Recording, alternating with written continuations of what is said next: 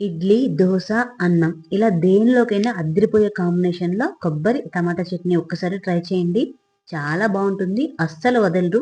మరి దీన్ని ఎలా తయారు చేసుకోవాలో చూసేద్దామా? ముందుగా స్టవ్ మీద ఒక కడాయి పెట్టి, ఒక టీ స్పూన్ వరకు ఆయిల్ వేసి, ఇందులో ఒక 4 పెద్ద సైజు టమాటాలను కట్ చేసి వేసుకోవాలి.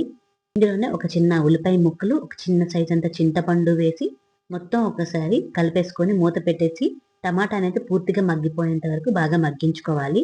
ఇలా పూర్తిగా మగ్గిపోయిన తర్వాత దాన్ని పూర్తిగా చల్లారనిచ్చి ఒక మిక్సీ జార్‌లో వేసుకొని ఇందులో 4 వెల్లుల్లి రెబ్బలు, 2 పచ్చిమిర్చి, కొద్దిగా పచ్చి కొబ్బరి వేసుకొని అలాగే కొద్దిగా కొత్తిమీర, కొంచెం వాటర్ వేసుకొని ఫైన్ పేస్ట్ లాగా గ్రైండ్ చేసి పక్కన పెట్టుకోవాలి.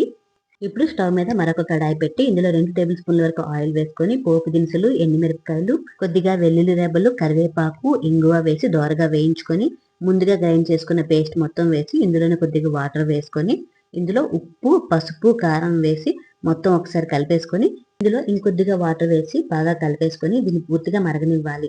ఇది ఇలా పూర్తిగా మరిగిన తర్వాత చివరిగా ఇందులో దంచిన ధనియాలు, మిరియాలు వేసుకొని అలాగే కొంచెం కొత్తిమీర వేసి బాగా కలిపేసుకొని స్టవ్ ఆఫ్ చేసుకొని వేడి వేడి ఇడ్లీతో ఈ కొబ్బరి టమాటా చట్నీ ఒక్కసారి తినండి. చాలా బావుంటుంది.